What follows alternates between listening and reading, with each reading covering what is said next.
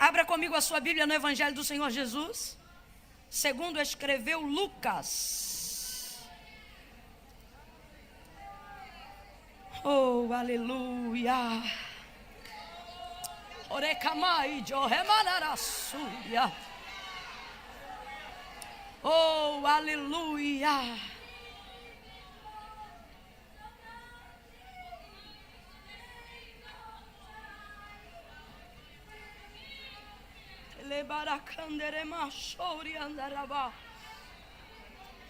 Oh, aleluia.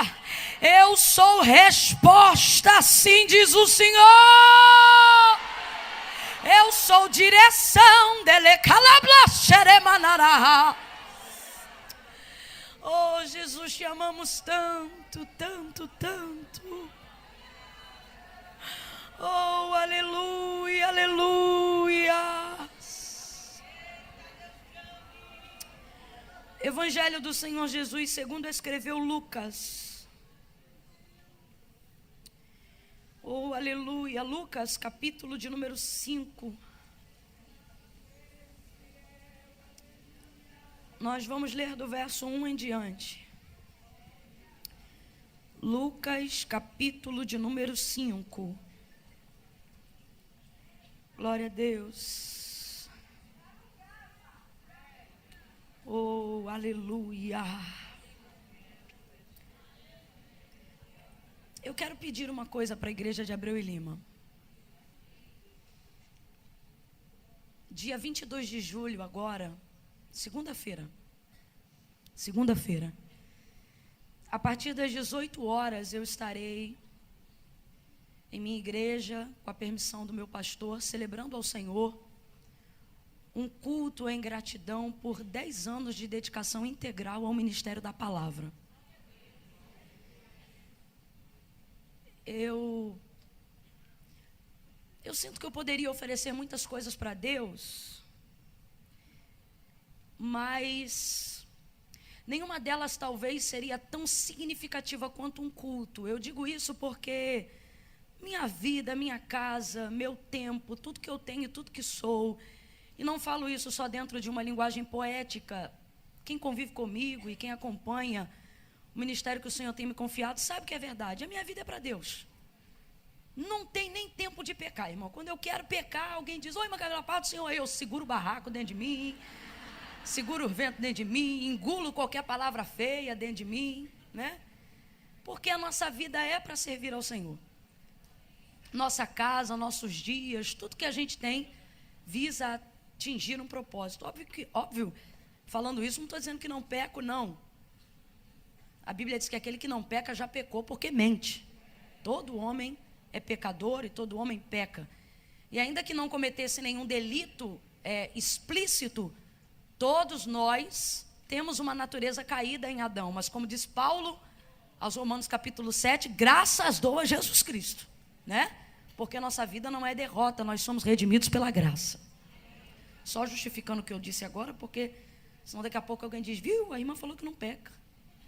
Não é isso. E segunda-feira eu estarei celebrando ao Senhor esse culto. E quando eu cheguei aqui hoje, e todas as vezes que eu chego aqui nesse congresso, eu tenho que me controlar, porque se eu choro muito, eu fico muito rouca. E eu fico: Jesus, se eu chorar muito, eu não consigo pregar. E hoje quase que eu não consegui, porque eu já chego já desaguando. Qualquer dia desse eu vou sair daqui do soro, desidratada de tanto chorar. E eu disse ao Senhor: Senhor, tudo que eu quero nessa segunda-feira é sentir lá na minha igreja o peso de glória que tu derrama aqui em Abreu e Lima. Eu não sei se você tem noção do que eu estou pedindo, mas eu sei que o que acontece aqui, quem está aqui sabe do que eu estou falando, dessa presença, desse mover, desse negócio diferente, né? Ai, o Senhor chegou.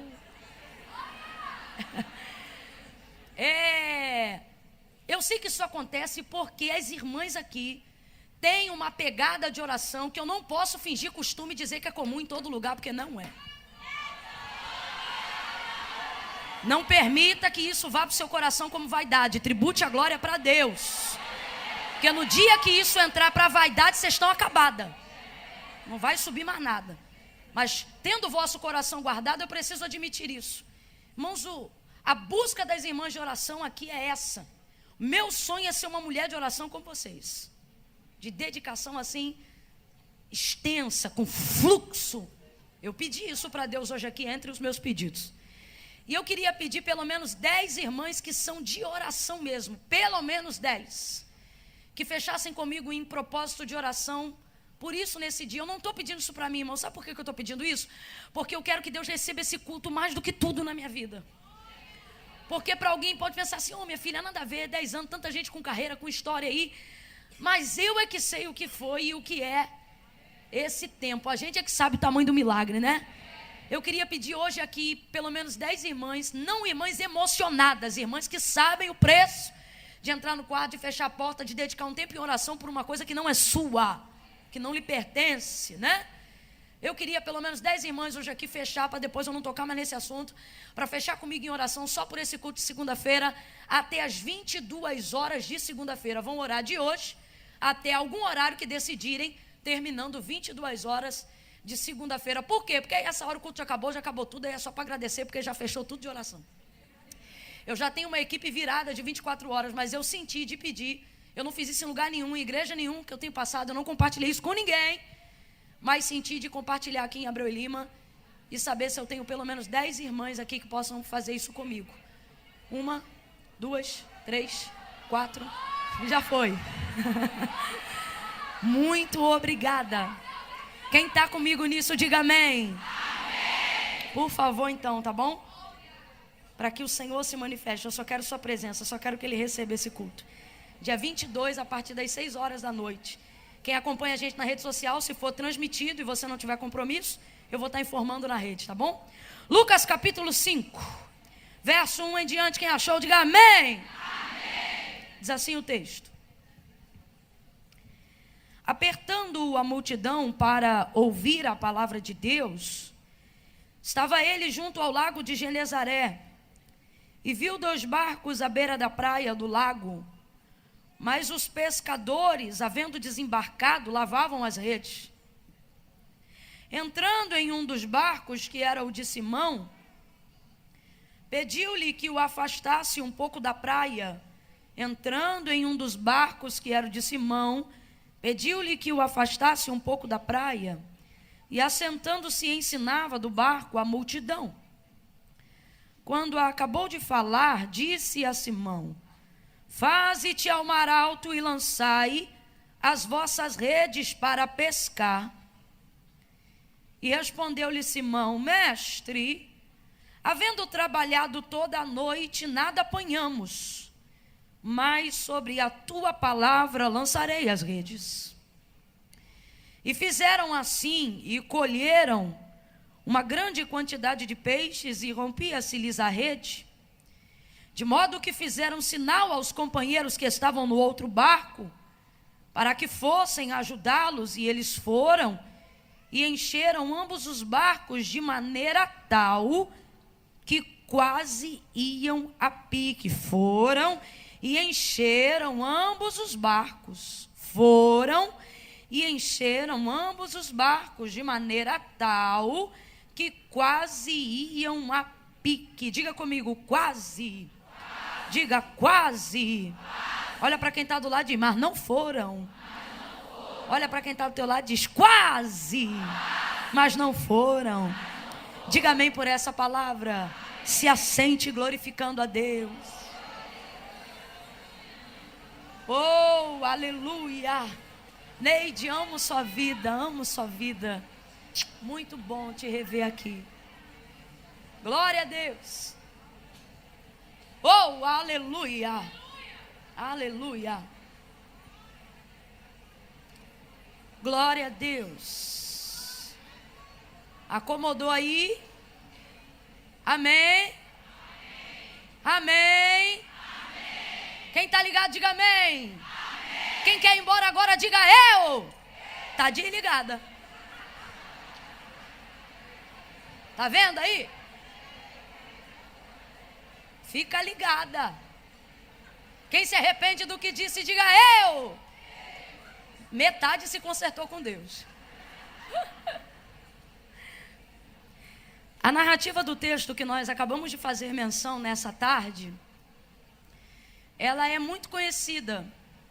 Ela trata sobre a pesca maravilhosa, né? Uma ação extraordinária de Deus em Cristo, em favor de Pedro, dos pescadores. Mas é válido aqui lembrar que nesse encontro que Jesus está tendo com Pedro, não havia ainda intimidade e relacionamento fortalecido ou estreitado entre eles. É, na verdade, um primeiro encontro ou uma oportunidade ideal de conhecer Jesus melhor. Pedro havia acabado de vir de uma noite fracassada, pelo menos no ramo da pesca. Como diz aí a grosso modo, naquele dia ou naquela noite o mar não estava para peixe. E Pedro está junto com os outros, aqueles que são responsáveis pela sua embarcação, e o texto fala que havia um outro barco também à praia. E eles estão lavando as redes, uma vez que já haviam trabalhado toda a noite e não apanharam absolutamente nada. Jesus vem chegando e junto com Jesus uma multidão o acompanha. Jesus tem uma multidão do lado dele, nós estamos apenas falando sobre os primeiros passos ou o início do ministério de Jesus. Jesus ainda não difundiu largamente todo o seu poder, ainda não montou, por exemplo, o seu ministério mais próximo, né? Ainda não tem ao seu redor os 12. Jesus está apenas caminhando e manifestando algumas coisas de acordo com a necessidade do povo. E isso já era o suficiente que uma multidão o seguisse. Nisso vem Jesus chegando à beira da praia com uma multidão que o seguia, ávida para ouvir as suas palavras, ávida para ouvir o conhecimento pela maneira com que era passado. As pessoas ouviam de outras pessoas, de outros príncipes, algumas coisas do que Jesus dizia, mas ninguém ouvia dos outros como Jesus dizia. Ouviam Jesus ministrar e diziam: olha, ele fala, mas não fala como quem fala qualquer um, ele fala como quem tem autoridade. Uma autoridade não só confiada pelo próprio Deus, obviamente, por ser o Filho do Deus vivo, mas uma autoridade, obviamente, por ser o verbo vivo. Jesus tem um jargão, por exemplo, que acompanha algumas das suas ministrações, não todas, mas vez ou outra, pelo menos 3 vezes ao longo de 3 anos e meio de ministério, você vai ver Jesus dizendo, enquanto ministra ou enquanto aconselha: em verdade vos digo. Parece uma redundância, em verdade. Ora, se é verdade, por que falar a verdade 2 vezes? O que ele diz, ou o que ele quer dizer quando afirma, antes de dizer alguma coisa, em verdade vos digo, é o seguinte: o que eu vou falar para vocês agora é uma verdade. E eu não vou dar para vocês uma verdade difícil, eu não vou falar para vocês uma verdade que não pode ser vivida como verdade. Então, quando ele diz em verdade vos digo, ele está dizendo: eu vou falar a verdade e estou provando enquanto eu falo que eu sou a verdade do que digo. Que é possível viver a verdade, falar a verdade, pregar na verdade, andar na verdade. Por isso Jesus tinha muita autoridade em tudo que ele falava.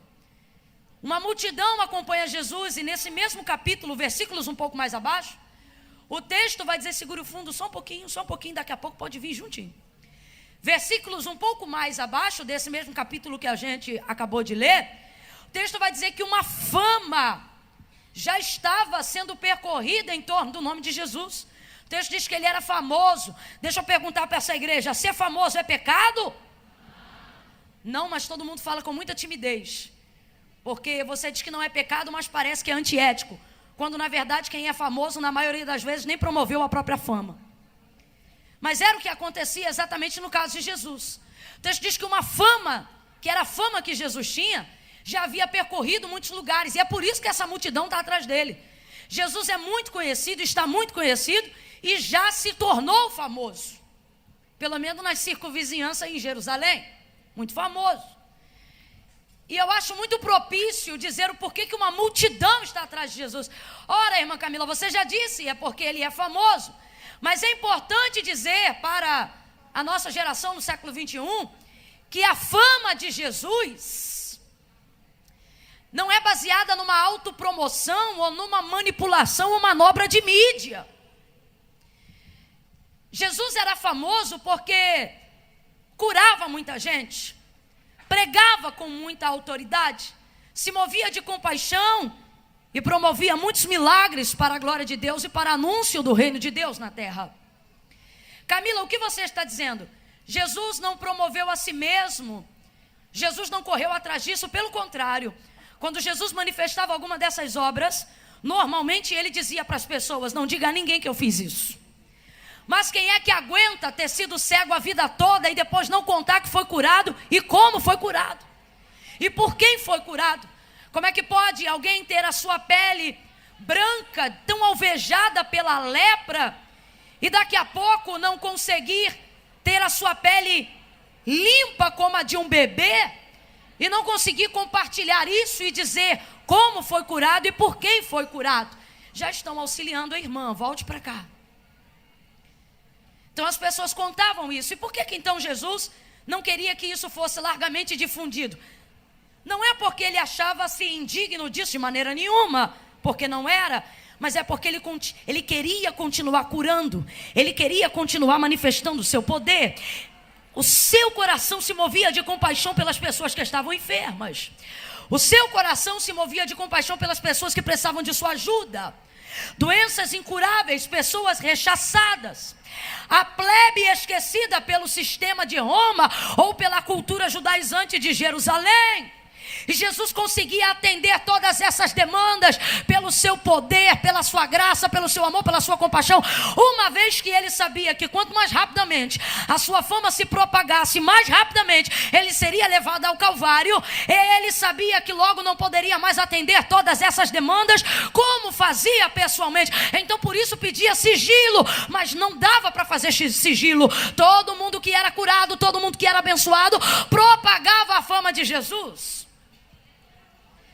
Fala comigo, é inevitável. Diga, era inevitável. Era inevitável que Jesus não ficasse conhecido. Agora, como pode alguém que corria disso? Como pode alguém que quando comentavam, ele se retirava para orar? Como pode alguém que dizia, não conte a ninguém que eu fiz isso, ficar tão conhecido assim? Jesus diz então para mim e para você, através de sua conduta de vida, isso aconteceu e acontece até hoje, quando você entende que aquilo que Deus te confiou para a glória de seu próprio nome, não pode fazer você ter avidez de se tornar conhecido. Camila, mas você acabou de dizer que é inevitável dentro de um contexto. Tem muita gente querendo viver ministério, tem muita gente querendo viver o evangelho, ouvi-lo ou pregá-lo, a fim de através disso conseguir tornar-se conhecido, através de nisso conseguir uma oportunidade. Uma multidão segue a Jesus, não porque ele quer ser conhecido, não porque ele quer ser importante, simplesmente isto está acontecendo porque ele tem desejado ser útil. Alguém entendeu? Eu vou falar de novo. Jesus não ficou conhecido porque queria ser famoso. Jesus ficou conhecido porque usou tudo que tinha para ser útil. Camila, eu não entendi. Vai entender agora. Deus está me mandando falar rasgado com algumas pessoas que estão aqui. Deus está nos dizendo, neste tempo, não queira ser uma pessoa importante para ser conhecida. Por quê? Porque senão você tornar-se-á com o tempo cansativa e irrelevante. Quer seja na igreja, quer seja na família, quer seja no seu trabalho.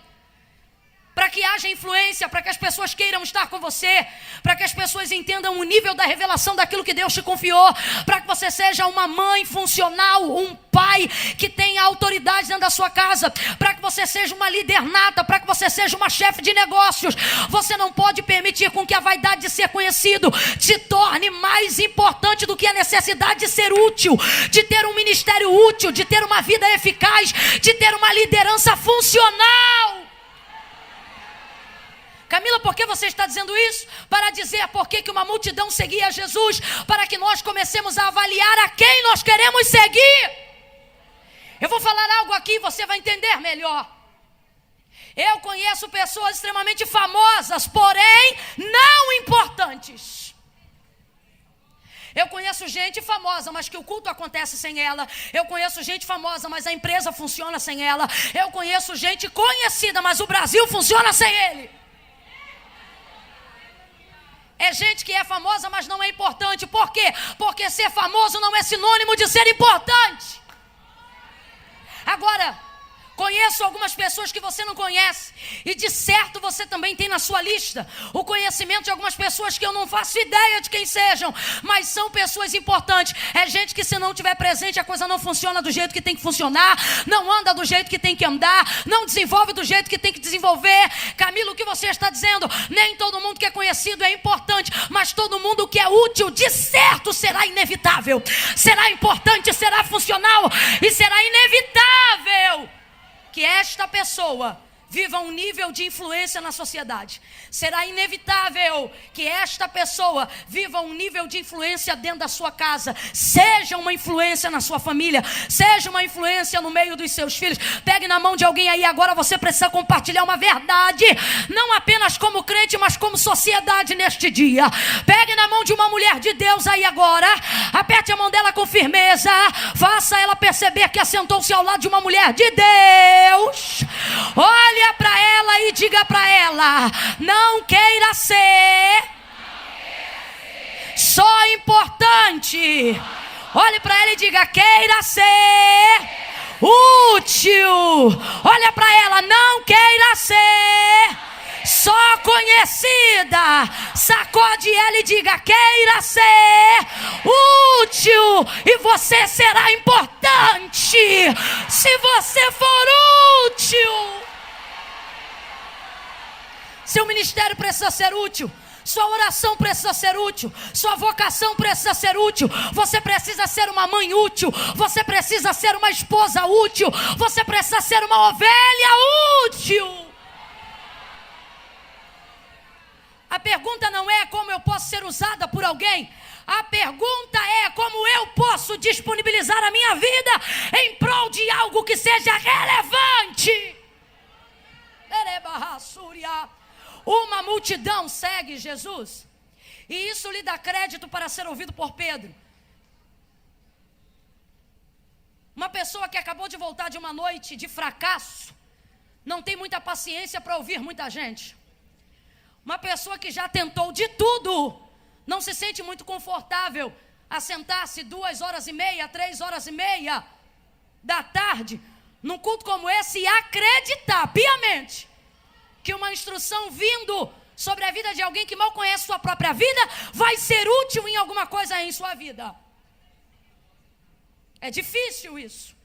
Mas veja, o povo dá a Jesus, por causa de quem ele era, obviamente, no mínimo, um espanto, ou chama a atenção de Pedro. Vem chegando um homem que ele ainda não conhece plenamente, rodeado de uma multidão que deseja ouvi-lo. Aí o povo vai chegando, aperta ele, Jesus vê o barco de Pedro à beira da praia, pede o barco emprestado para usar como púlpito naquela manhã. Pedro disponibiliza o barco, ele pede para afastar um pouco da margem da praia, porque a multidão quer estar perto o tempo todo. Então Jesus pede para afastar um pouco, ancora alguns metros além da praia, para que Jesus tenha a visibilidade de todos que estão presentes. Naquela manhã Jesus prega, Jesus ministra, Jesus ensina. Gente, se com gente como a gente, ministrando como a gente já segura a bexiga para não ir no banheiro, segura a fome para não sair do lugar, você imagina o verbo vivo pregando. Oh, meu Deus. É por isso que o povo ia sem marmita, ia sem dinheiro de passagem, ia a pé, ia de carro, de bicicleta. Glória a Deus que esse povo ainda vive. Glória a Deus que esse povo ainda o ama. E o povo começou a ouvir. E Pedro está lavando as redes. Obviamente, em dado momento, Jesus começa a falar e Pedro vai parar de lavar as redes para ouvir Jesus. É Jesus que está pregando. Ninguém fala como ele, ninguém ensina como ele, ninguém ministra como ele. É Jesus.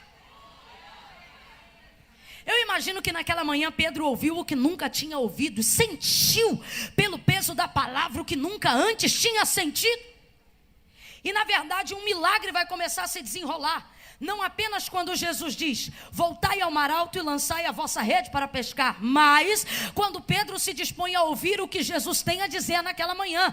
E por que eu digo isso? Porque a ordem do voltai ao mar alto e lançai a rede para pescar vem de Jesus, porém a disposição em ir para o mar para provar a palavra vem de Pedro. E Pedro jamais teria disposição de fazer isso depois de trabalhar uma noite inteira sem fazer, sem conseguir resultado positivo nenhum, se ele não tivesse movido pela fé de ter ouvido Jesus antes de ouvir sua ordem. A palavra de Deus diz que a fé vem pelo ouvir e o ouvir da palavra de Deus. Então Pedro sai de uma noite fracassada, uma noite mal sucedida, onde havia trabalhado toda a noite e não havia apanhado nada, e depara-se com o romper da alva diante de Jesus, vamos dizer assim, numa manhã de consagração, ministrando o ensino. Ele para tudo e começa a ouvi-lo. Camila, eu não entendi a aplicação da dinâmica de um milagre que Deus quer fazer para intervir. O curso de uma desgraça na nossa vida é esta: depois de uma noite de fracasso, todos nós somos tendenciosos a querer falar onde foi traído, falar onde doeu, falar onde foi decepcionado, falar onde não gerou resultado, falar onde se sente mal, falar de quem falou mal da gente. Mas naquela manhã, Jesus não deu oportunidade para Pedro falar como havia sido sua noite, mas percebeu em Pedro disposição para ouvir aquilo que ele tinha a dizer naquela manhã. Camila, eu não entendi. Vai entender. Jesus te trouxe hoje aqui para dizer: o milagre começa ouvindo. Está na hora de você parar de falar o tempo todo dos fracassos da noite que viveu. Está na hora de ouvir um pouco. Sabe por quê? A palavra do Senhor diz que nós falamos do que está cheio o nosso coração. Um coração que veio da noite, veio da tristeza. Um coração que veio da noite. Entenda a noite aqui. Noite aqui é o dia mau, o momento da aflição, o momento que eu investi e não tive retorno, o momento que eu abracei e não fui abraçada, o momento que eu amei e eu não fui amada, o momento que eu esperei um resultado e não tive o resultado esperado de volta. Entenda a noite aqui. O Espírito de Deus está aqui nessa tarde dizendo: eu conheço a tua noite. Não é porque eu não me manifestei no meio dela que significa que eu não estava lá. Não foi coincidência Jesus escolher aquele lugar para ministrar naquela manhã. Não foi coincidência Jesus ter escolhido a vida de Pedro. Você sabe que ele estava em proeminência entre os discípulos na escolha de Cristo. Agora veja, todo o desenrolar da vida de Pedro com Jesus, bem como todo o desenrolar da pesca maravilhosa que estava para acontecer naquela manhã, começou com Pedro ouvindo, apertando a multidão para ouvir a palavra de Deus. Estava ele junto ao lago de Genezaré, lavando as redes, mas quando Jesus começou a falar, Pedro parou de lavar e foi ouvir o que Jesus tinha a dizer. Catuque alguém e diga: fale menos. Você não catucou não, catuque de novo. Diga para essa pessoa: depois da noite, fale menos. Olhe para mim, de preferência não fale nada. Porque se a boca fala do que o coração está cheio, você vai falar de suas dores, de suas agruras, de suas angústias, de suas agonias. E eu não estou dizendo que isso é mal. Eu só estou dizendo que quando Jesus começa a falar, a prioridade não é o que eu tenho a dizer, mas o que ele tem a falar. Camila, você está dizendo que eu não posso falar? Não, não é isto. Falar é bom. Você só precisa entender que não é hora de falar quando Jesus está falando. Se é Jesus que está falando, você não fala. Se é Jesus que está pregando, você não prega. Se é Jesus que está dirigindo, você não dirige. Se é Jesus que está entrando, você não entra. Se é Jesus que está na frente, você não toma a dianteira. Se é Jesus que deu a direção, você fica quieta. Você não está entendendo que Jesus chegou?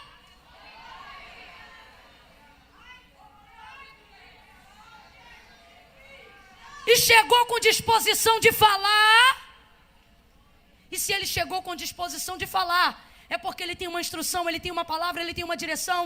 Quantas vezes, depois de vivermos algum momento de fracasso, de tristeza ou de dor na nossa vida, queremos falar dessa dor, dessa tristeza. O problema é que queremos fazer isso na hora que Jesus está falando, e o que ele vai falar agora vai edificar a fé de Pedro. O que ele vai falar agora vai lhe dar entusiasmo. O que ele vai falar agora vai lhe renovar o ânimo. O que ele vai falar agora vai lhe trazer uma nova expectativa num lugar antigo. Vou falar de novo, uma nova expectativa num lugar antigo. Não é fácil ter expectativa nova em cima de coisas antigas. Não é fácil pastorear uma igreja há muitos anos, tendo o mesmo ânimo que tinha no começo. Não é fácil ser líder de um mesmo departamento e lidar com a mesma pessoa há mesmos anos, com o mesmo renovo do começo. Não é fácil estar casado com alguém há muitos anos que não lhe gera retorno, como se tinha esperança no começo.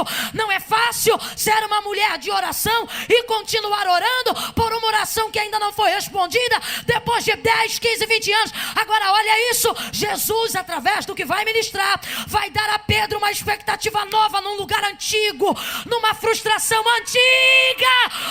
Ouça o que ele tem a dizer. Não é fácil, Neide, pregar com a mesma integridade depois de muito tempo, cantar com a mesma avidez depois de muito tempo, preservar os mesmos sonhos de menino depois que já é um ancião. Não é fácil. Não é fácil acreditar que você ainda vai cantar depois de ter tido a oportunidade de gravar CD e não gravou. Não é fácil acreditar que você ainda vai ser pregadora, se quando Deus te prometeu você tinha 20 e hoje tem 40 e o telefone ainda não toca. Não é fácil. Não é fácil acreditar na mesma coisa há muito tempo. Não é fácil preservar o mesmo nível de motivação, sobretudo quando o resultado não é positivo. Não é fácil continuar pregando depois de um dia que você prega mal. Não é fácil continuar querendo cantar como você queria antes, depois de uma semana em que você canta e não acontece nada, parece que o céu fechou para você. E quando você olha, a vida está santa. E você diz, não tem resposta. Não é fácil continuar acreditando em sonhos antigos, quando você lança a rede há anos nesse sonho e ele não se realiza. Deus trouxe alguém hoje aqui para dizer, quando eu falar, não fale da sua noite, deixe-me dizer de como será a sua manhã. Eu vou falar de novo, levante a mão para receber se você acredita. Jesus está dizendo, quando eu chegar na sua vida, não me conte sobre a sua noite, deixe-me te falar de como será a sua manhã. Ele trouxe alguém aqui nesta tarde para dizer, não chore agora tudo o que você viveu na noite. Não vá para o Facebook dizer se sentindo triste. Não vá para o Instagram dizer se sentindo magoado. O Senhor está dizendo, não fale da sua noite quando eu tiver uma boa nova sobre a sua manhã. Eu tenho uma notícia nova sobre a sua manhã. Eu tenho uma notícia nova sobre como será a sua manhã. Deus me trouxe aqui para lhe dizer, sua noite foi de um jeito, mas sua manhã será diferente. Não me fale sobre a sua noite, deixe-me lhe contar como será essa manhã.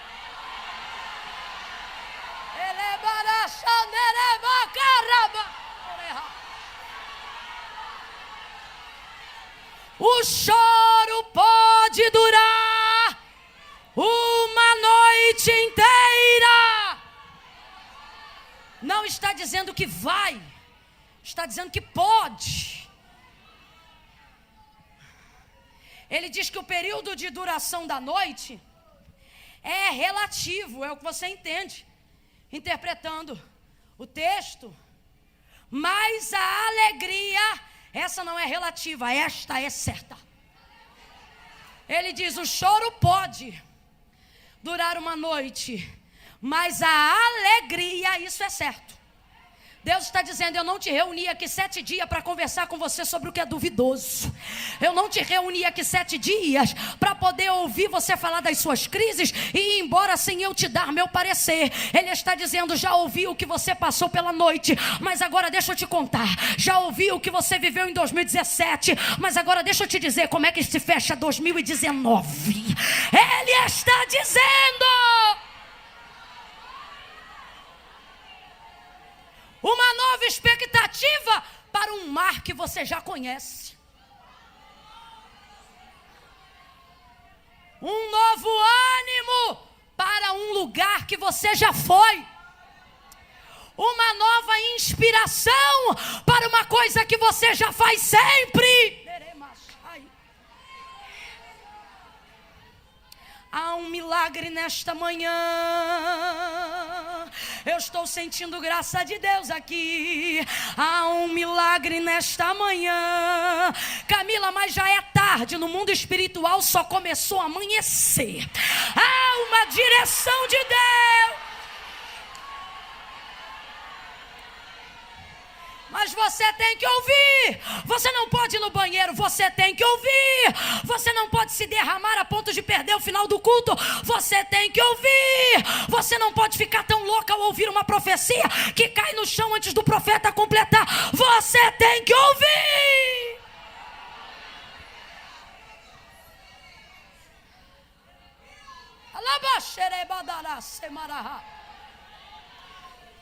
Jesus prega. Agora deixe-me lhe dizer uma coisa. Jesus traz o ensino, a ministração daquela manhã de dentro do barco de Pedro. Jesus entrou no barco dele. Às vezes a gente não sabe o que ele vai dizer, mas deve ser o suficiente reconfortante saber que ele já entrou naquilo que é nosso.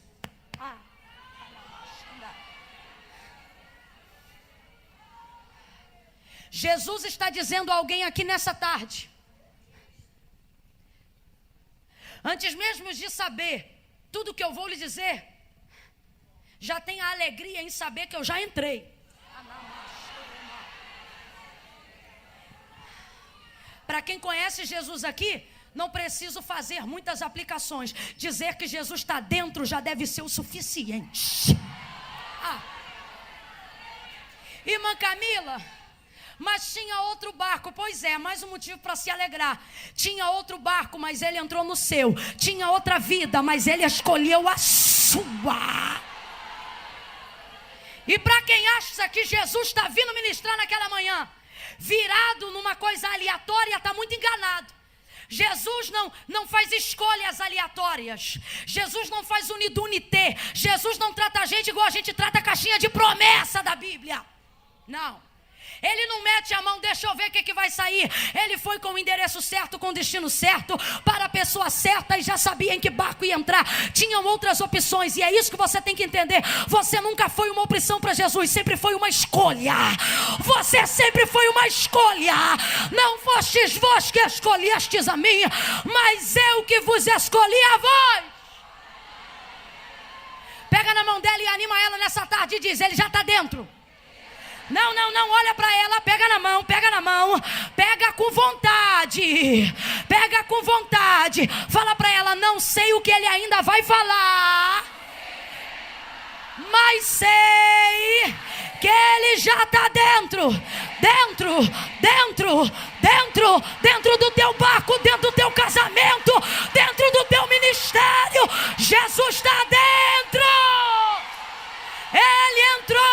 Ele entrou e não vai afundar, ele entrou e não vai naufragar, ele entrou e não vai divorciar, ele entrou e não vai morrer, ele entrou e não vai parar, ele entrou e você não será acabada, ele entrou e a depressão não vai te engolir, ele entrou e a síndrome do pânico não vai te matar, ele entrou. Jesus está dentro.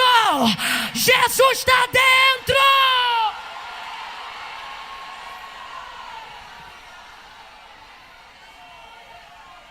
Alguém vai te pressionar e vai dizer: tá, mas e aí? Vai fazer como? Não deixa a pressão dos outros pressionar você. Diga: olha, por partes, tá? Por hora o que me importa é saber que ele está dentro. Já viu quando você convida um amigo para fazer alguma coisa com você? Quando o amigo é muito amigo e você conhece a força desse amigo, te dá paz só em saber que ele está com você, mesmo que vocês ainda não saibam exatamente o que vão fazer. Eu tenho amigas que quando eu preciso de alguma coisa, eu digo, olha, tal dia preciso disso, ou preciso que ore por aquilo, e a amiga responde do outro lado, estou dentro. E eu do lado de cá já sei uma coisa, posso contar, já descanso, porque a gente que é firme, a gente que é constante. Jesus está dizendo, que desespero é esse? Você não está vendo que eu já estou dentro? Ai, mas vai ser quando? Ai, mas vai ser em quantas vezes? Ai, mas vai ser que dia? Jesus está dizendo, senta aí, menina. Você não está vendo que eu já entrei?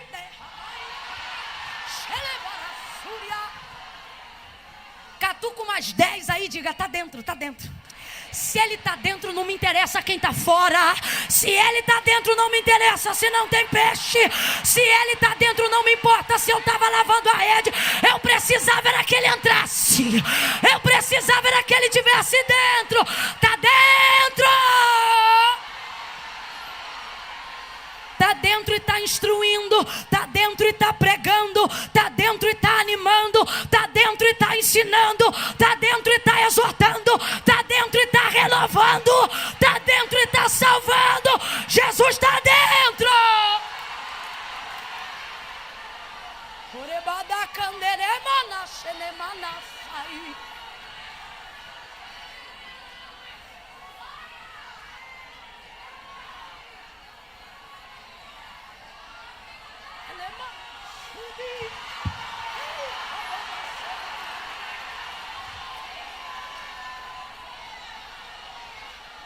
Mas e fulano vai te ajudar? Não sei, não me interessa. Por que não? Jesus já entrou. Mas será que fulana vai gostar? Também não sei. E você não está preocupada? Não. Por quê? Preocupada eu estava quando estava lavando a rede. Depois que Jesus entrou.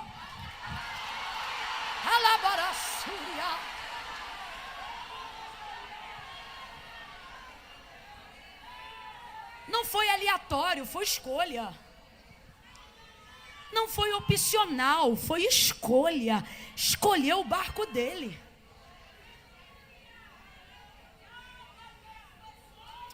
Entrou no barco, ministrou, terminou de ministrar aquela manhã e desceu do barco. Quando ele desce do barco, vira para Pedro, ele...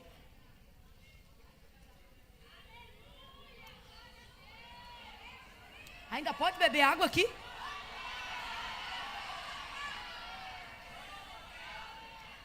Porque antigamente, quando a gente bebia água, o pessoal não parava de glorificar até a gente estar pronto para falar de novo.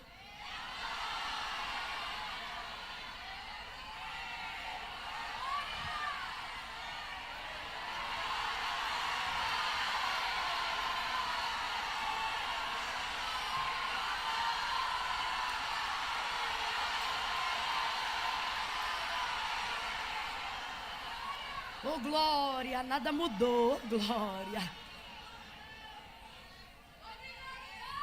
Jesus desce do barco, vai até ele e diz assim: quem vai até ele? Jesus. Jesus vai até ele. Jesus vai até ele.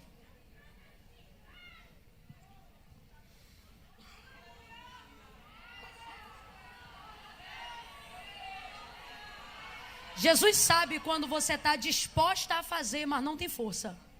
Como assim? Você quer, mas não consegue. Por que eu estou dizendo isso? Quem prestou o barco, disponibilidade, não foi até ele, talvez por pensar que era ousadia, uma vez que já o reconheceu como rabi, como mestre, como senhor. Mas isso não foi problema para Jesus. Já havia usado o barco, agora chegou perto do proprietário. Quando Jesus vê alguém disponível a servir com o que tem, Jesus chega a ser a pessoa que serviu com o que tem. Jesus vai até ele e diz: voltai ao mar alto. Então vamos lá, quem foi até ele? Diga: Jesus. Quem foi até ele? Jesus. Quem foi até ele? Jesus. Ao dizer este nome, a gente sabe muito bem de quem a gente está falando.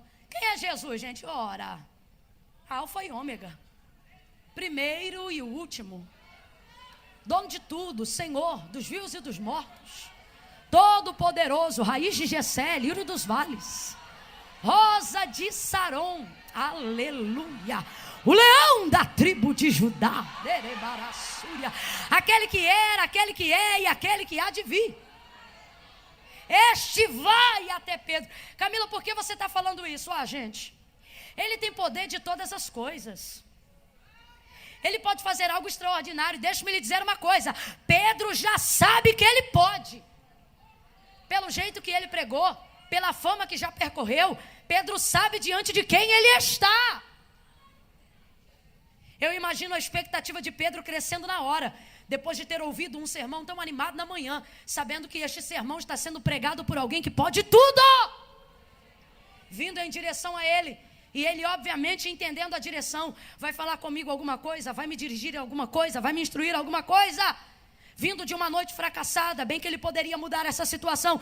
Eu estou aqui entendendo algumas das expectativas das quais Pedro poderia criar. Nisto Jesus chega e Jesus pode dar cabo a qualquer situação. Gente, pelo amor de Deus, um Jesus que manda Pedro ir à beira de um rio, ir à beira de um lugar e trazer de lá uma moeda que vai ser tirada na boca de um peixe, poderia fazer os peixes saltarem da rede e até da areia.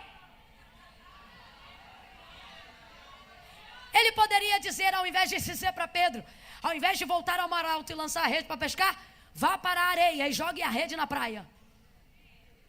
E se ele puxasse, fosse Jesus que tivesse mandado, Jesus ia dar um jeito de peixe sair da areia. Sim ou não? Sim ou não? Vez ou outra, alguns céticos na área da teologia tentam dizer, por exemplo, que o mar vermelho não tinha profundidade suficiente para afogar Faraó e todo o seu exército. E aí quem é crente de verdade diz, é por isso que eu glorifico esse Deus. Por quê? Porque ele faz os outros morrer afogados se ele quiser, até com água na canela. Há quem diga que não havia peixe o suficiente, e a linguagem é figurada, para que Jonas estivesse no ventre de um grande peixe. E quem é crente de verdade diz, pois eu acredito tanto, tanto, tanto em Deus, que se fosse Jonas que tivesse engolido o grande peixe, eu também acreditaria. Meu irmão, para quem tem fé e crê na palavra, não tem conversa fiada. Jesus, se dissesse, lança a rede na areia, futuramente nós iríamos saber de alguma explicação científica. Se não, seria milagre. Um Jesus que manda um peixe vir na beira de um lago para dar uma estátua e para pagar o imposto de César, isso é caixa eletrônico na água. Ele pode fazer o que ele quiser. Sim ou não? Vem, sim ou não? Sim. Então, se eu estou diante dele, normalmente depois de ter sido animada, o que eu penso? Ele vai falar alguma coisa agora que eu nunca ouvi. Ele vai me dar uma direção, vai me dar uma ideia que eu ainda não pensei. Eu fico vendo Jesus chegando e fico tentando criar uma possível expectativa se fosse eu no lugar dele. E sabe o que é complicado? Geramos as mesmas expectativas em congressos como esse. Estamos fazendo um esforço a mais, 7 dias de louvor e adoração, investindo em gente de fora, regando de oração, porque queremos ouvir em trabalhos como esses, coisas que nunca ouvimos na nossa vida. Queremos ver milagres que ainda não acompanhamos. Queremos sair daqui com uma memória sobre algo extraordinário que Deus fez em nosso meio. É complicado quando Jesus chega num dia como esse, onde a gente gera tanta expectativa, e podendo dizer, lança a rede na areia, peixe, pule no barco, ou qualquer coisa, podendo dizer, faça o marido da fulana entrar agora por essa porta, podendo dizer, anjo, vai lá e visite o filho dela e levante ele do leito agora. É complicado quando ele chega aqui, e a gente sabe o poder que ele tem, a glória que ele tem, o que ele pode fazer, e podendo falar pra gente o que nunca falou pra ninguém, para fazer pela gente o que a gente ainda não viu ser feito por ninguém. É complicado quando ele diz, volta e lança a rede ao mar alto. Camila, não entendi. Vai entender. Traduza a interpretação textual sem forçação. Sabe o que Jesus está dizendo? Volta e continua a fazer o que você estava fazendo antes de eu aparecer.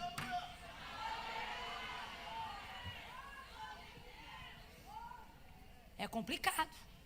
Vou trocar ainda para mais miúdo, para todo mundo entender.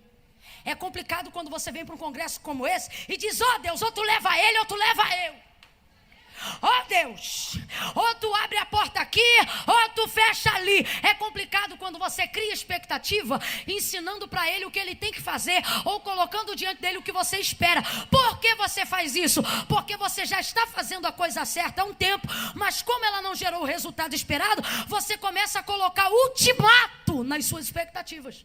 Por exemplo, tem mulher aqui que está orando pela salvação do marido há 10 anos. Aí no congresso como esse, ela diz: ó Jesus, eu vou estar lá e eu sei que tu vai estar também, hein? Então esse ano tu diz, ou tu prepara e leva, ou tu converte esse cabra. É complicado quando Jesus usa a boca do pregador da tarde, depois de você ter apresentado um propósito antes de entrar para o culto, e para te dar a resposta, ele diz: volta e continua orando pelo cabra. É complicado. Só para você entender o que ele está dizendo para Pedro. Sabe o que ele está dizendo para Pedro? Vamos aprofundar aqui o entendimento. Ele está dizendo: não é porque deu errado que significa que você fez alguma coisa errada no processo.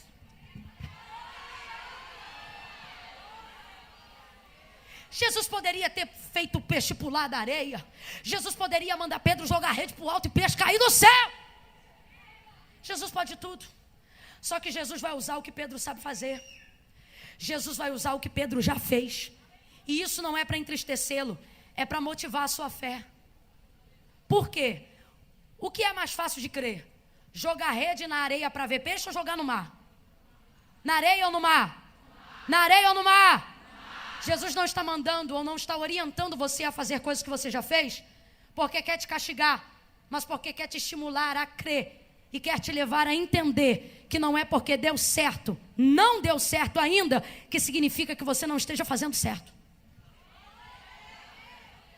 Vou fechar aqui, mas vou falar algo que você não pode sair daqui sem ouvir. Olhe para cá, não perca isso por nada. Olhe para cá. Pessoas estão mudando o jeito de buscar a Deus. Pessoas estão mudando o que aprenderam a fazer de certo na busca e na caminhada, só porque não está gerando o resultado no momento que queriam. Estão deixando de orar porque estão orando e ainda não tiveram resposta. Estão deixando de pregar a Bíblia como ela está escrita, porque não está virando tanto quanto gostaria. Estão deixando de falar a verdade quando abrem a boca para dizer: assim diz o Senhor. Por quê? Porque Deus não fala assim diz o Senhor todo dia. Então, como eu quero ser sobrenatural todo dia, ser maravilhosa todo dia, começam a mudar o método e com isso manipulam o resultado. Jesus vai a Pedro e diante de uma necessidade tão gritante que ele tem, não lhe manda fazer nenhuma coisa que ele já não tinha feito. Não lhe dá nenhuma instrução louca e nenhuma coisa incrível de ser feita. Simplesmente olha para ele e diz: volta ao mar alto e lance a tua rede para pescar. Pedro lhe responde: Senhor, havendo trabalhado toda a noite, nada apanhei, ou nada apanhamos. Eu gosto dessa versão aqui, ó. Mas porque mandas. Gosto ainda mais desta outra versão que diz assim: mas sobre a tua...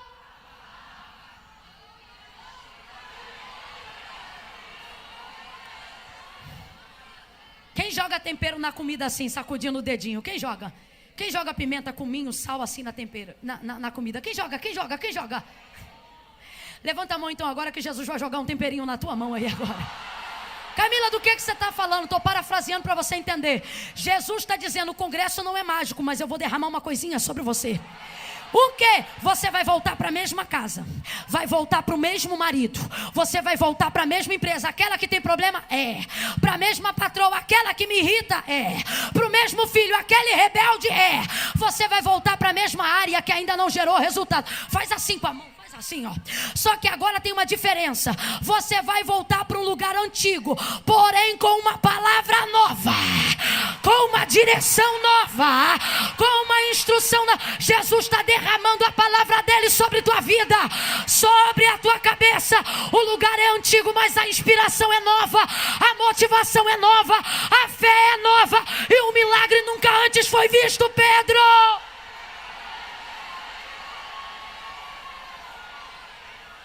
E quem está me ouvindo aqui nessa tarde, diga amém. Então redobre a atenção, porque eu tenho algo a dizer. Não deixe de fazer o que você sabe que é certo, só porque ainda não gerou o resultado que você queria. Não seja convencido, nem pelo diabo, nem pela massa, nem pela população, nem pela pressão das pessoas, a mudar o jeito certo de fazer o que é certo, para manipular o resultado.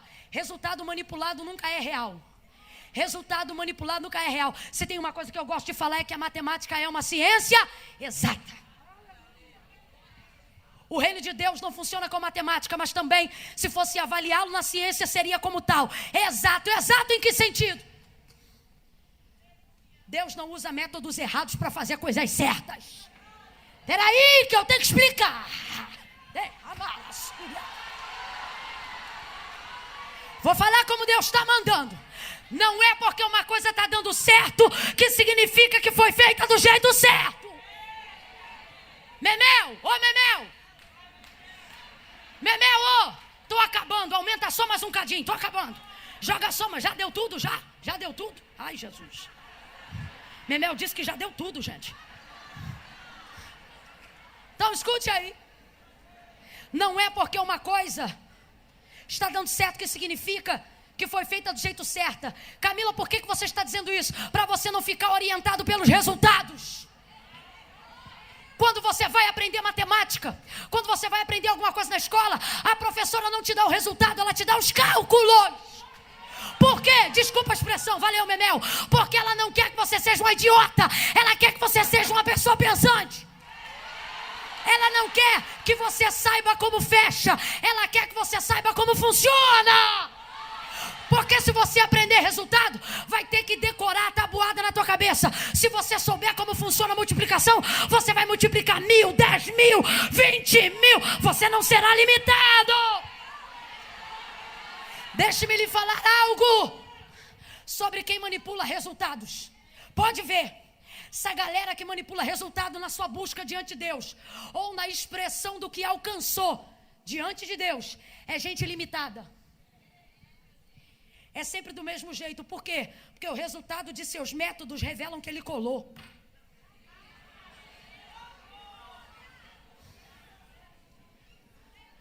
Falei, vou repetir a terceira vez. Você não pode manipular. Você não pode orientar sua vida diante de Deus, sua busca por aquilo que você almeja, baseado em resultado. Isso é a inversão da conta. Você pode fazer até prova real. Tinha um negócio na escola que eu me amarrava para saber se a conta deu certo. A tia dizia, sou da época da tia. A tia dizia, não precisa colar, é só fazer a prova real. Aí eu dizia, o que é a prova real? Aí ela dizia, você faz o cálculo todo certinho. Depois, para saber se o resultado deu certo, você vai desenvolver esse valor aqui e ele vai dar o valor que estava lá em cima. Só para a gente entender a grosso modo. Aí você sabia que a conta deu errada, porque o que começa, fecha. E o que fecha, mostra com quem começou. Camila, o que você está dizendo? Deus está dizendo, Manai de Calamarassúria. Deus está dizendo para alguém que está assistindo, tem conta que não vai fechar.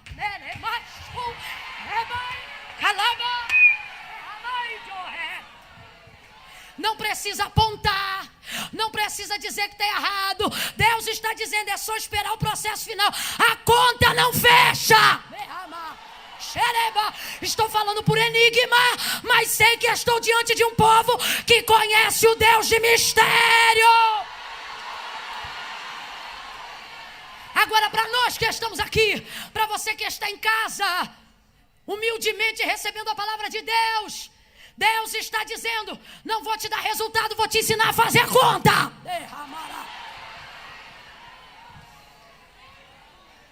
Mas para isso você tem que preservar um princípio.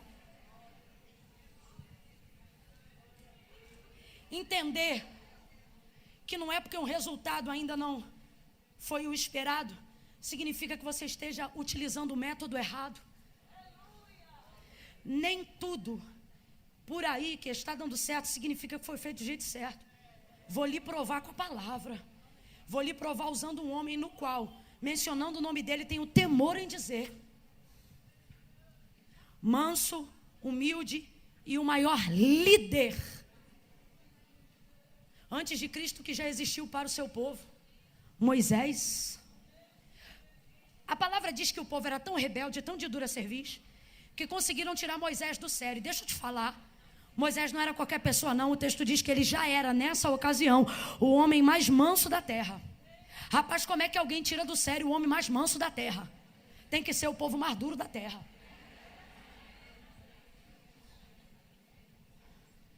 E aí o povo começou a pedir água, o episódio das águas de Meribá. O povo começou a pedir água, começou a pedir água, mas não pede do jeito certo, não fala do jeito certo. Aí começaram a atribular Moisés de tal maneira que Moisés foi levado ao Senhor, para pedir ao Senhor. Senhor, o povo pede água, o povo deseja água, o que eu faço? Para onde eu vou arrumar água? Estou parafraseando sem entender. Aí o Senhor diz assim: Moisés, tem ali uma rocha assim, você vai até aquela rocha e fala a rocha. Quem está comigo, diga amém. Amém. Estufa o peito e se endireita na cadeira, senão o sono te pega. Olha para mim. O Senhor disse a Moisés: fala a rocha. O Senhor disse a Moisés o quê? Fala a rocha. Esse é o método certo. Moisés, vou te dar o resultado que você está me pedindo. O quê? Água. Qual é o resultado? Moisés quer o quê? O povo quer o quê? E aí, Senhor, o que eu faço para ter água? Vai lá e a rocha. Quando chegou lá, já o povo veio, eu imagino, azucrinando no meio do caminho. E pipipi, papepi, papapai, papapá,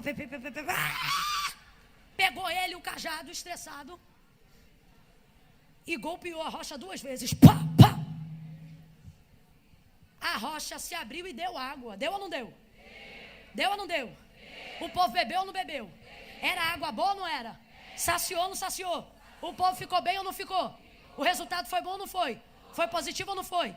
Deu certo ou não deu?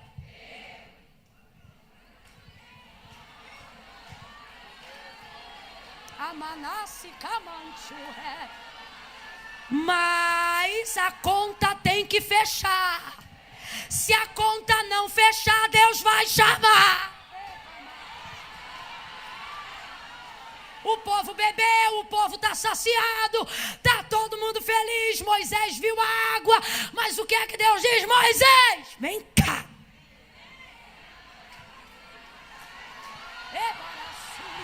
Nem tudo que dá certo significa que foi feito do jeito certo. Moisés, o que eu te disse, Deus sabia que ele ouviu bem, mas queria que ele reproduzisse.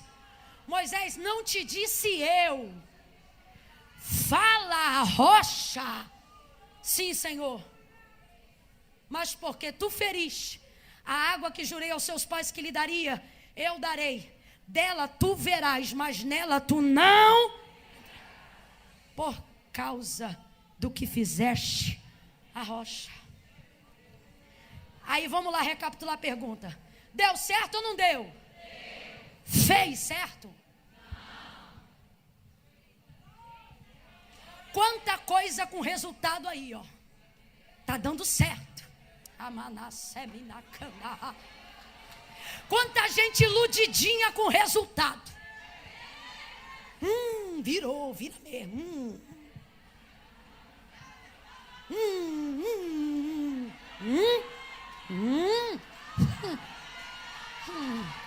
Deus vai fechar a conta, e que você tenha tanto crédito quanto tinha Moisés.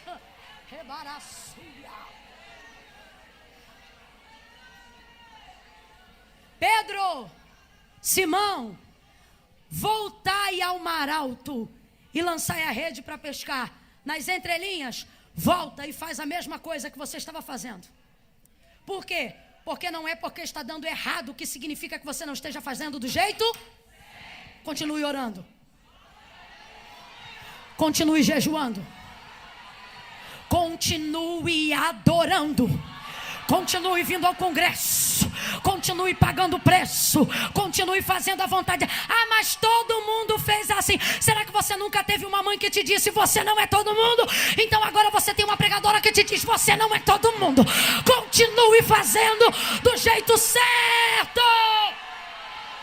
Irmã Camila, mas e o resultado?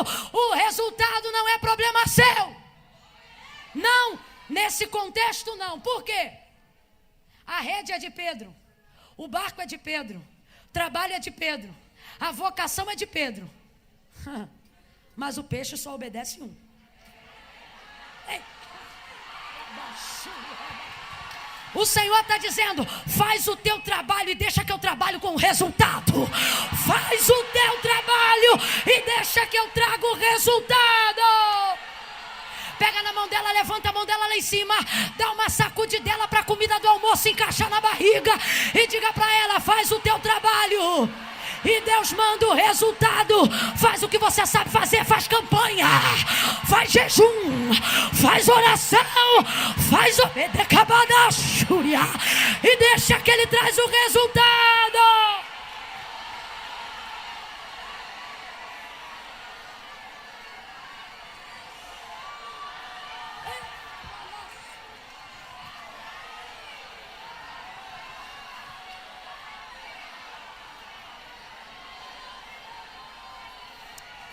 Vai ter resultado, vai ter resultado. Deus está dizendo aqui, ó, manda ela continuar. Fala para ela que a conta vai fechar. Se ela continuar assim, a conta fecha. Se ela continuar assim, a conta fecha. O número bate, o resultado chega. Faz o que é certo.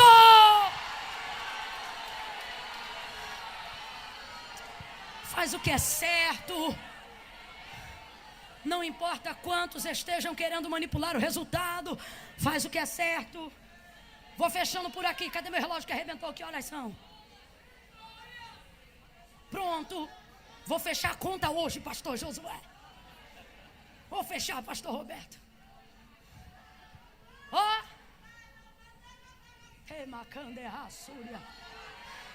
O problema é se começar a falar em língua, porque eu sei que edifica o outro, mas parece que entra em mim igual fogo. Ó.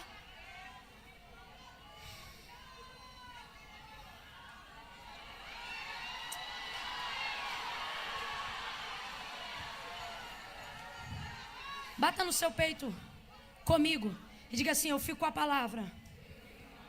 Diga: eu fico com a palavra. Maravilha, você se comprometeu, então me ouça. Fica com a palavra que Deus te deu. Deus falou que vai salvar, então quem vai salvar é Deus.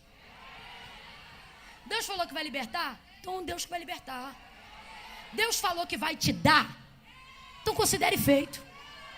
Camila, por que você está dizendo isso? Bata no peito de novo e diga: eu fico com a palavra. De novo: eu fico com a palavra. Então você não precisa diminuir a palavra que Deus te deu. Creia no que Ele te disse. Vai ser como Deus te disse. Para fechar aqui, para eu dar paz, não eu, mas o Espírito que está aqui através dessa palavra. Minha irmã, com todo o carinho do mundo, você sabe quem a sua oração salva? Sabe quem sua oração salva? Ninguém. Que, Camila? Isso mesmo. Sua oração não salva ninguém. Eu a vida toda aprendi que só um salva. Quem é? Quem é? Aí agora parou de orar. Ah, porque Jesus não salvou? Pois o único jeito de Jesus salvar é por um método, por um cálculo. Entenda-se oração. Não é a sua oração que salva, quem salva é Jesus, mas é por intermédio da sua oração que Jesus alcança a pessoa a quem você precisa. Deus está dizendo a mulheres aqui: por que você parou de mexer no método que eu te ensinei? Você era de madrugada. Ai, irmã Camila, mas todo mundo não é todo mundo de madrugada. Não é, mas você era. Não é. De fato não é, não vou aqui criar uma mística em volta da coisa, mas você era. Ah, mas é porque eu aprendi que isso é religiosidade. Não, Jesus está dizendo: e o método que eu te ensinei, moça? Posso falar um negócio? Tinham 2 barcos. Jesus escolheu dele e entregou uma palavra a ele. Posso falar outro negócio? Bota a mão na cachola para você lembrar do texto.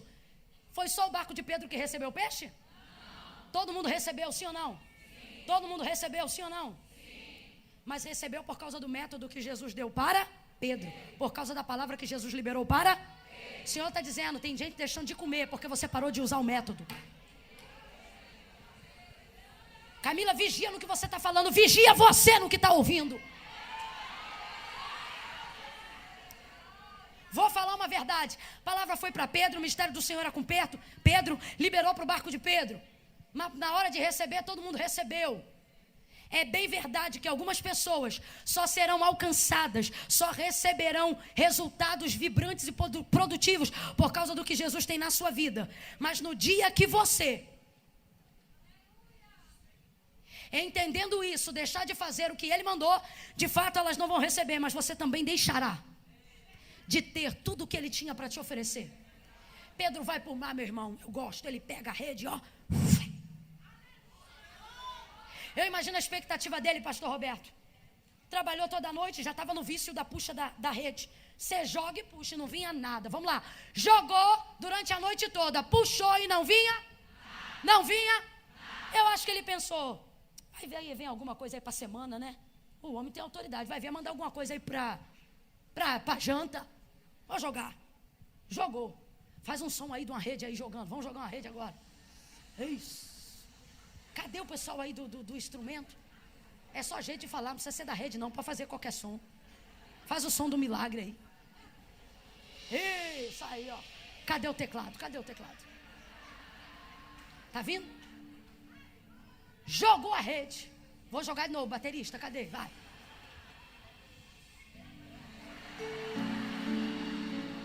Ajuda ela aí.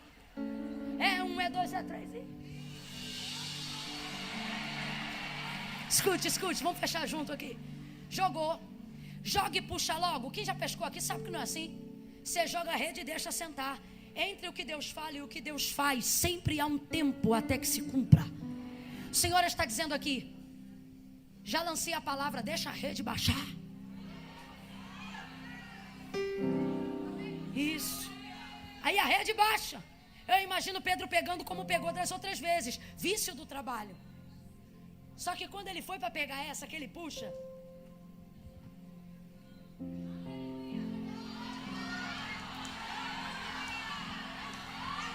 vem cá, chama mais um, chama mais dois, puxa aí, puxa, não vai, e a rede começa a rasgar. O texto diz que a rede começa a rasgar. Quando você faz pela palavra, pode demorar o processo, mas quando chega o dia, é de uma vez só. É de bedacanderebarachuia. Tem gente que está aqui dentro e está dizendo, irmã, eu estou buscando há tanto tempo e parece que nada acontecendo. O Senhor está dizendo, eu estou te ensinando no processo, porque quando o resultado vier, vai vir de uma vez só. Ele puxa, eles puxam, mas vai ter que parar de puxar. Por quê? Porque a rede está rasgando. Aí olha o que o texto diz, que eles vão puxando. Quando vê que a rede começa a rasgar e o barco começa a virar, o texto diz assim, que eles fazem um sinal. Vem comigo e diga um sinal. O Senhor está dizendo, o teu milagre está às vésperas de um sinal. Faz sinal para os outros barcos, para o outro barco. Faz sinal. Deus está dizendo, está na hora de você voltar a confiar em algumas pessoas. Ninguém deu glória porque não é fácil ouvir isso. Só que ou a rede rasga, ou você começa a valorizar quem está do teu lado. Gente, presta atenção. Quem está buscando é Simão, mas está todo mundo no mesmo mar. O Senhor está dizendo, você não precisa falar tudo, mas está na hora de falar alguma coisa. Que é isso, um sinal para quê? Para dizer como é que a coisa está. Ele faz um sinal, e um sinal é o suficiente para que a ajuda chegue. O Senhor está dizendo, um sinal é o suficiente. Um sinal. Faz um sinal para alguém. Para quê, irmã Camila? Catuca ela e diz, me ajuda a puxar. Me ajuda a puxar. Me ajuda a puxar. Eu não quero perder a minha casa, me ajuda a puxar. Eu não quero perder o meu marido, me ajuda a puxar. Eu não quero perder o meu ministério, me ajuda a puxar. Pede ajuda. Clama ajuda. Converse com mais alguém. Não, irmã Camila. Se Jesus vai fazer, Jesus já fez. Mas para você receber, se abra com alguém. Peça ajuda de alguém. Ore com... Ai, minha casa é muito bonita. Porque como é que eu vou chamar fulana? Ela vai entrar aqui e vai ver que eu sou rica. Então você vai morrer na riqueza. Ou vai chamar as irmãs para marchar na tua casa. Chama alguém para puxar. Ai, porque eu precisava de alguém para orar no meu carro. Ai, mas se eu chamar fulana, ela vai ver que meu carro é 4 portas, direção hidráulica, é uma Mercedes. Daqui a pouco tu não tem carro. Se continuar com essa cabeça, faz sinal. Aí porque eu tenho um projeto para desenvolver na igreja, mas não posso contar porque o fulano, porque o outro fulano, e porque o fulano tem inveja e vai desenvolver o projeto como? Sem contar para ninguém. Não, quando estiver pronto eu falo. E o Senhor está dizendo, tem coisa que eu vou colocar no projeto em desenvolvimento. Isso só vai acontecer quando você fizer sinal para alguém. Os outros barcos vêm, emparelham ao barco de Pedro, puxam juntos e a rede para de rasgar. O Senhor está dizendo, eu vou botar alguém no teu caminho para te ajudar a puxar. Deus está falando comigo que a rede da casa de alguém vai parar de rasgar agora. Puxou. Parte mais difícil e eu encerro. Todo mundo puxa. Já tem ajuda. Já tem ajuda. A rede parou de rasgar. Mas o texto diz que o barco começa a quase ir a pique. Vai virar. Ó. Tem gente que está aqui olhando para alguém dizendo, eu acho que vai virar. Tem gente que está aqui assim. Eu acho que vai virar. Eu acho que ele não converte. Eu acho que vai morrer. Eu acho que não vai sarar. Eu acho que vai sepultar. Eu acho que eu não vou conseguir. Eu acho que eu vou desistir. Vai virar. Pedro, você não pode esquecer que quem te mandou ir para o mar alto entrou no teu barco antes de te enviar. Camila, o que você está dizendo? Deus já avaliou a sua estrutura.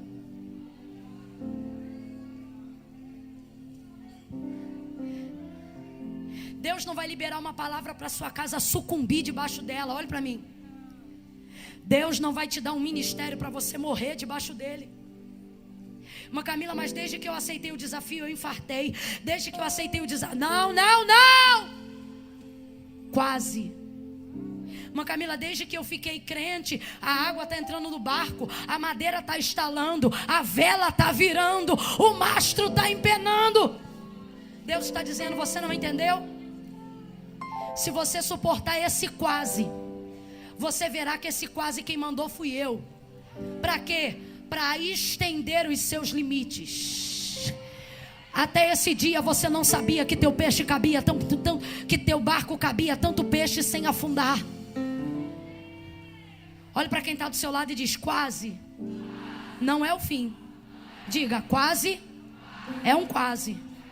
Levanta a mão porque eu vou profetizar. Deus colocou um quase para você não ter um fim. Tem testemunhos aqui que vão começar. Tem gente que vai olhar e vai dizer, ué, mas você está com esse marido? Tô, mas tu não ia divorciar? Foi quase, porque Deus entrou. Deus entrou, o barco estalou, a água entrou, mas não virou, não quebrou. Eu vou contar de 1 a 3. Quando eu disser 3, vai ficar de pé do lugar. Todos não. Só alguém que enquanto eu pregava sabe que tem uma área da vida que está quase naufragando. É complicado, Neide, quando o que Deus confia a gente quase leva a gente a náufrago.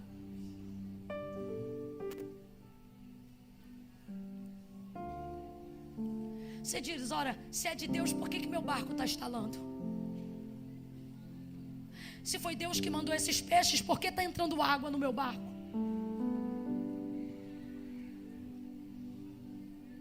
Se é de Deus a direção que eu tinha, por que eu estou devendo?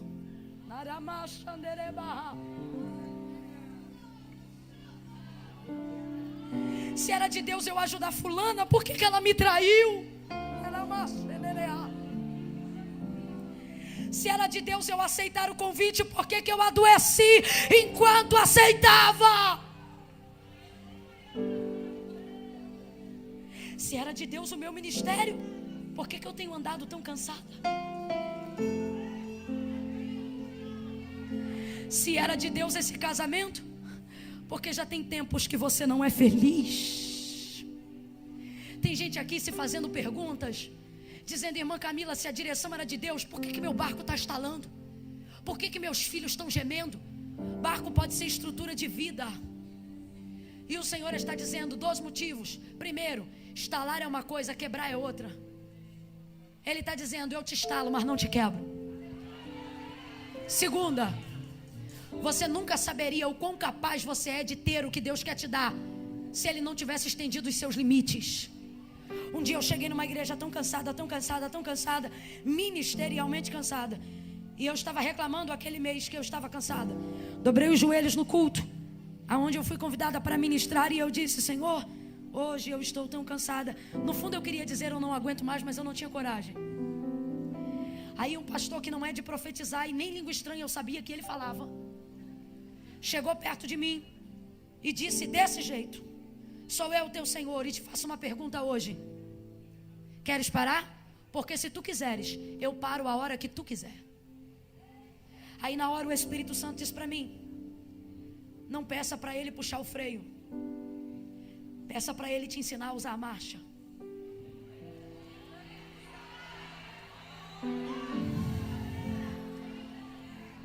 Deixa ele falar uma coisa. Quem aqui ainda tem carro manual, diga eu.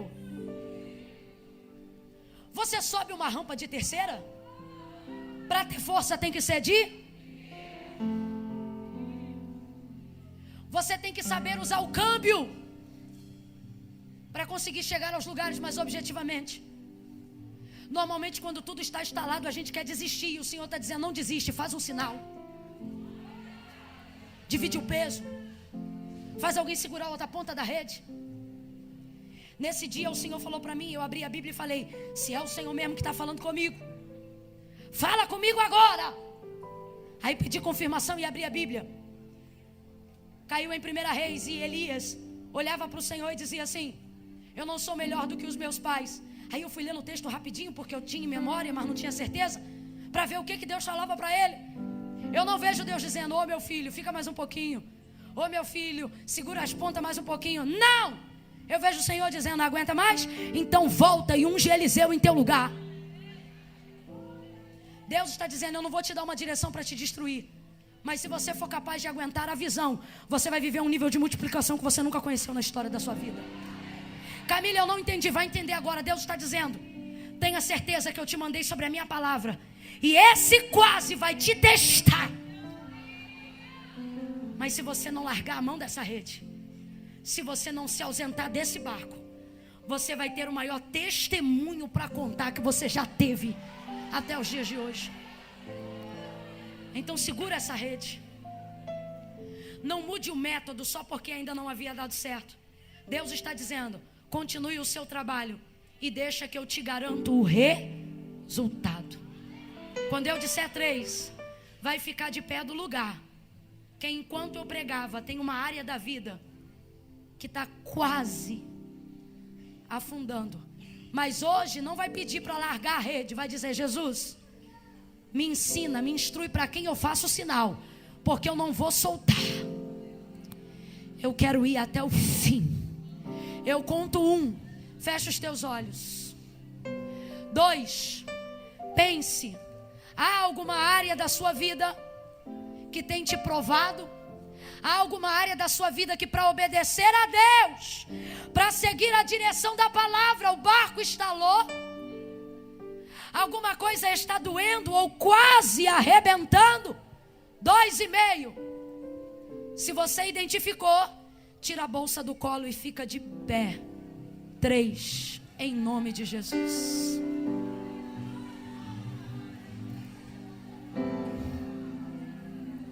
Vira de frente para essa mulher. Se ela tiver com a mão ocupada, fala para ela: libera a mão para segurar a rede. Segura a mão dela de 2 em 2, de 2 em 2.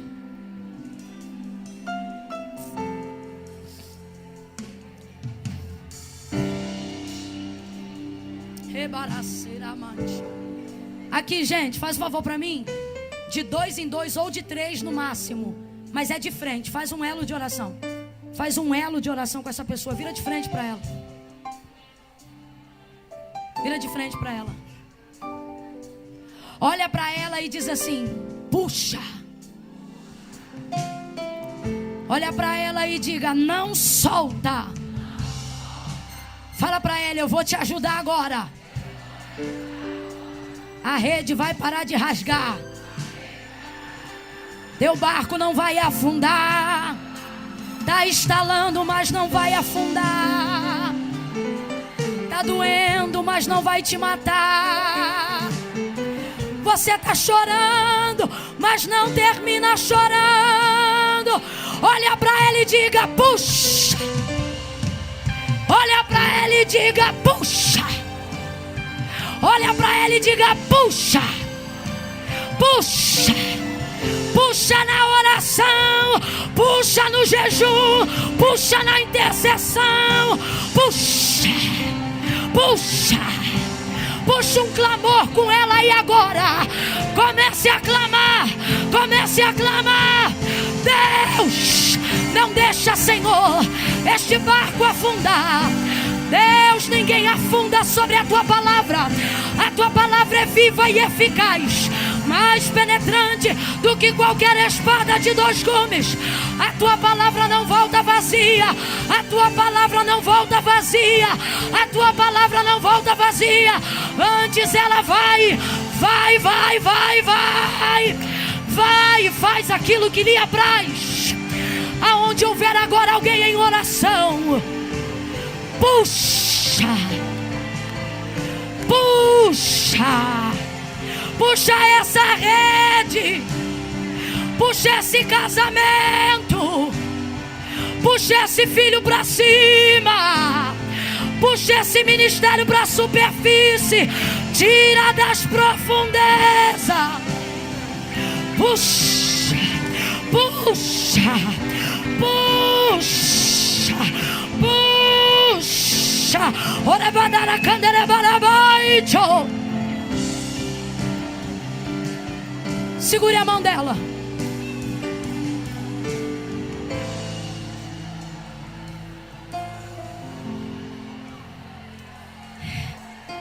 Desça um pouco com ela de mãos dadas, até onde ela aguenta. Não machuque ela, até onde ela aguenta.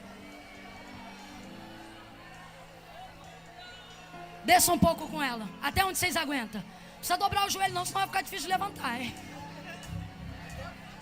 Até onde você aguenta, isso. Puxa ela. Eu vou contar 1, você vai dizer puxa. Aí você levanta ela um pouquinho. Eu vou contar 2, aí você vai dizer puxa. Aí levanta ela mais um pouquinho. Quando eu disser 3, você vai puxar lá em cima. Camila, que palhaçada é essa? Se não crê, não faz. Mas não atrapalha quem crê não. Porque Deus me mandou fazer isso aqui agora. O que isso significa? Tem coisa que é muito boa, mas está lá embaixo. Deus está dizendo que vai colocar na sua mão o poder de trazer a superfície. Filhos serão trazidos à superfície. Almas serão trazidas à superfície. Projetos serão trazidos à superfície. Casamentos acabados serão trazidos à superfície. Tudo que estava na profundeza, o meu Deus vai dar uma ordem, e através da sua vida vai resgatar um milagre, vai resgatar um casamento, vai resgatar algo ou alguém. Eu vou contar 1, você vai dizer puxa. Eu vou contar 2, você vai dizer puxa. No 3 eu quero ela lá em cima. 1, 2, 3. Vai vir para a superfície. Vai vir para a superfície. Vai vir para a superfície. Puxa, puxa, puxa, puxa. Coloca para cima.